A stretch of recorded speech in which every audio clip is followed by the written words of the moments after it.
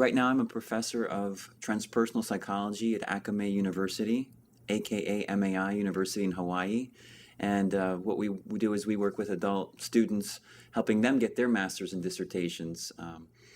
And my specialty is applied transpersonal psychology. And I'm thankful that Dr. Krippner, my colleague, helped me arrive at that area of expertise or field. And what applied transpersonal psychology is amazing experiences or extraordinary human experiences, but applying them to make them work in the world. It's one thing to have a phenomenal transcendent experience, something amazing, a spiritual experience, but how do we make it improve our lives, improve the lives of other people? And I've done that through several different areas of interest and in my own life. Real estate, psychic real estate, or transpersonal real estate, spiritual real estate. I bought my first house for $100 many years ago when I first got started, and I knew real estate was part of my life since then. But I always like to combine and integrate things together.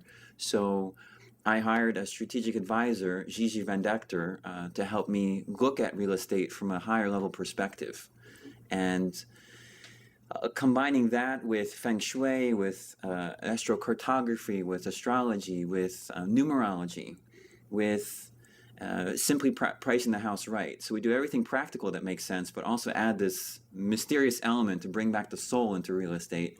And it works because our houses sell faster. I also buy and sell houses as one of the businesses that I manage. And houses that we've done this with are a richer experience for our buyers.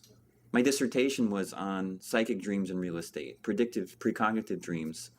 So I interviewed 10 people who had experiences of dreams that led to their purchase of a house, some of them with uncanny resemblance. And that was exciting because I was able to find out how many people have had phenomenally engaging experiences with real estate. And precognitive experiences tend to happen around, let's face it, when a mom is connected to her child, a baby, and the baby falls or is crying in another room, she could sense, doesn't even know how or why she knows, but someone's hurting, and she'll run to them. And real estate is a very emotional purchase for many people. So because of that, it's a very salient topic, and it comes in through dreams. That was very exciting to research those people, and I've written that into a book. The dream is to get this book on the Oprah show on psychic real estate.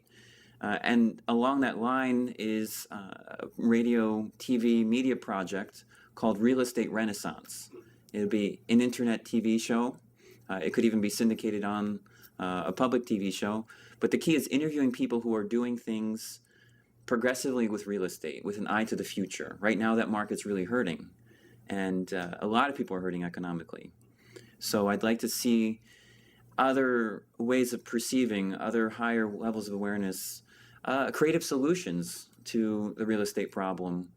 As I mentioned, we're in the alternative medicine of real estate right now because we buy from people who have been failed by the mainstream. Most real estate agents right now couldn't sell a house that we would buy the way we buy it. The seller ends up thrilled, and we buy to people who can't buy homes traditionally. Plus, we do all these amazing things with the house. But one warning I would give is there's that Sufist saying, pray to Allah, but tie your camel. So we're not talking about getting rid of the practical things, but we're adding an extra component of awareness, consciousness, bringing the soul back in. And another example of applied transpersonal psychology that I'm involved in is a friend of mine, Bernando LaPallo. Bernando LaPallo was born in 1901. So he's 106 years old. He will be 107 on August 17th of this year. And he is a firm advocate of eating healthy, eating with raw foods and high-level nutrition, superfoods. So to me, that's an example of applied transpersonal psychology because we're talking about rejuvenating consciousness and what actually did he do to make it that way. So to make a life and be so healthy and lucid at age 106. And he doesn't look a day past 50. It's amazing. So Oprah has him scheduled for 2009. He's written a book, and I feel privileged that he's entrusted me to help get this book in the right hands, to get it published. And that's a project I believe in strongly too, to get the message out and how does this man live and be in such a sustainable way. Beyond that, I'm also involved in a project with Neo Tantra.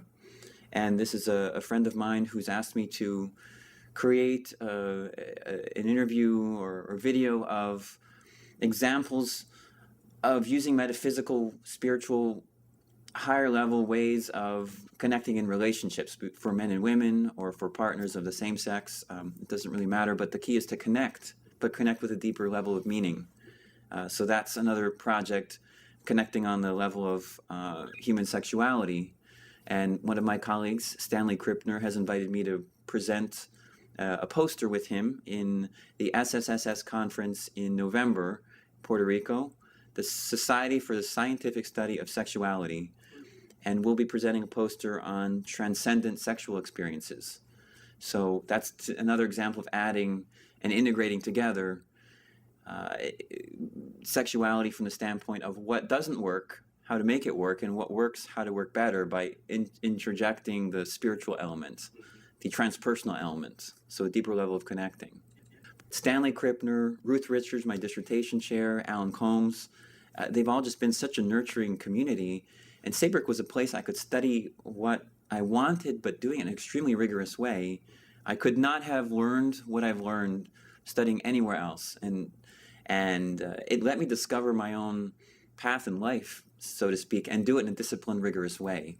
One of the biggest things I learned from Saybrook, from my whole experience, was to learn how to trust my own inner sense of knowing, my own sense of creativity, and then also temper it with and backing it up with academic research.